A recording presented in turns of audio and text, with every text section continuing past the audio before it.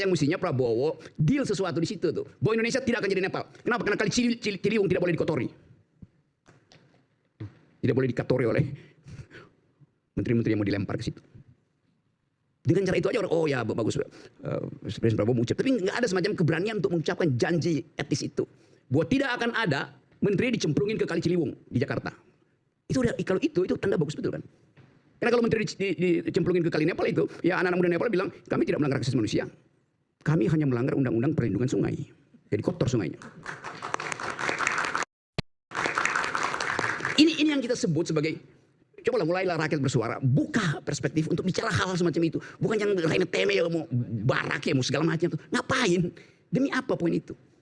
Kita mesti lihat kepastian bahwa Presiden Jokowi tetap diincar oleh public value itu. Karena dia bagian dari rulers rule yang panjang. Bagaimana Presiden Jokowi bersembunyi nanti? Dia hanya mungkin bersembunyi, tidak mungkin bersembunyi pada Prabowo. Tidak mungkin bersembunyi pada Kodari. Dia hanya bisa bersembunyi kalau yang menyembunyikan dia adalah Gibran.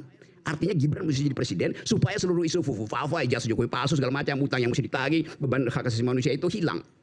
Kan begitu. Apa yang membuat Prabowo pakai ini? Gini. Apa yang membuat Jokowi akhirnya merasa Prabowo tidak perlu melindungi dia tuh? Karena dia tahu pada akhirnya dia akan dicicil itu. Yang penting pastikan aja bahwa Jokowi hanya akan selamat kalau Gibran jadi presiden. Bahkan lebih dari itu kalau Jokowi jadi wakil presiden. Saya bisa memberikan pandangan dari apa tadi hipotesanya Roy ya. Kasih kata termasuk hipotesa. Ramalan tadi katanya. Itu bukan Gipwi 2029. Artinya Gibran Jokowi menjadi capres cawapres 2029. Ini kan ini apa ya, nggak masuk di akal sehat kita ya. Pertama, makanya ini antitesa dari hipotesanya Bung Rocky tadi. Pertama, baru aja hangat minggu lalu kan Pak Jokowi melakukan stressing point yang kemudian ditangkap oleh publik dan media ya, bahwa Jokowi menginstruksikan relawan-relawan untuk full supporting pada pemerintahan Prabowo Gibran melalui program yang harus sukses di periode pertama dan mendukung 2 periode. Statement itu saja sudah menggagalkan hipotesa Bung Rocky bahwa nggak mungkin Gibran 2029 akan didorong menjadi presiden. Tetapi bahwa kemudian pasca itu, why not? Kita nggak tahu karena nggak ada undang-undang yang melarang itu untuk setiap warga negara bisa maju. Termasuk Gipwi tadi.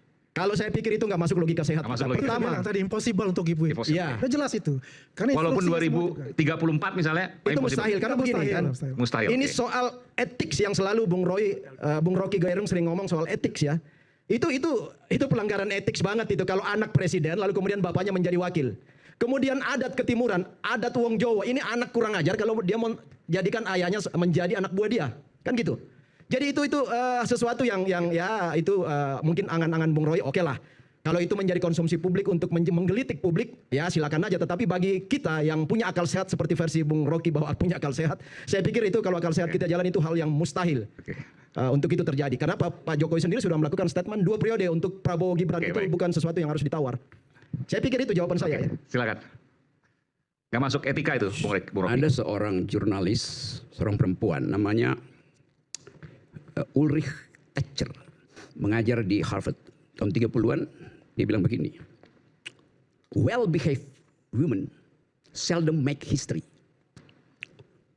Perempuan yang sopan tidak akan membuat sejarah itu. Tapi kita bisa paraphrasing itu dalam keadaan hari ini. Well-behaved men manipulate history. Seorang yang terlihat santun, padahal sedang memanipulasi sejarah. Yang akan datang bukan, sudah passé, sudah terjadi. Gibran anak kecil disuruh bermain di wilayah politik oleh bapaknya tuh. Yang kurang ajar Gibran atau bapaknya? 2009 yang kurang ajar Gibran karena jadiin bapaknya wakil presiden. Kemarin yang kurang ajar siapa? Dia tahu anak ini anak kecil disuruh main di wilayah orang dewasa. Siapa yang kurang ajar? Siapa yang nyuruh Bung Rocky? Yang nyuruh Gibran siapa? Kan Pak Prabowo sudah sekian kali menyampaikan statement bahwa saya yang meminta. Bahkan juga ada wawancara khusus ya, Pak Dasko mengatakan 5 kali Pak Prabowo meminta dan agak memaksa untuk Gibran menjadi wakilnya. Karena kalkulasi politik, Bung. Maka dipermisifkan oleh Gajah Mada, Sultan Agung. Oleh Raja Jawa itu. Jadi yang kurang ajar siapa? Prabowo. Ya bapaknya Gibran. Gak ada yang kurang ajar di situ. Nah, kenapa you takut ambil kesimpulan untuk suatu pikiran yang pada akhirnya akan menuju pada kecemasanmu di 2009? Itu soalnya. Bukan. Attacking the impossible, dia bilang nggak Karena mungkin. dalam Ini udah proses terjadi. dalam proses itu tidak ada langkah kekurang ajaran. Yang ada adalah legitimasi konstitusi yang terjadi kemarin. Perdebatan kita yang panas kemarin kan itu soal legitimasi konstitusi pasca MK kan. Memberi ruang untuk semua anak muda bisa maju. Yes. Gibran dan Jokowi 2009 juga nggak ada melanggar konstitusinya sih. Oke, saya lanjut ya, pelan-pelan. Monggo. Oke. Jokowi tidak melanggar konstitusi. Karena bahkan dia berpikir demi semua anak muda, maka mesti ada contoh, yaitu anaknya sendiri. Oke. Padahal dia masih anak-anak, sampai sekarang masih anak-anak. Artinya Jokowi tidak melanggar undang-undang dasar, dia melanggar undang-undang perlindungan anak.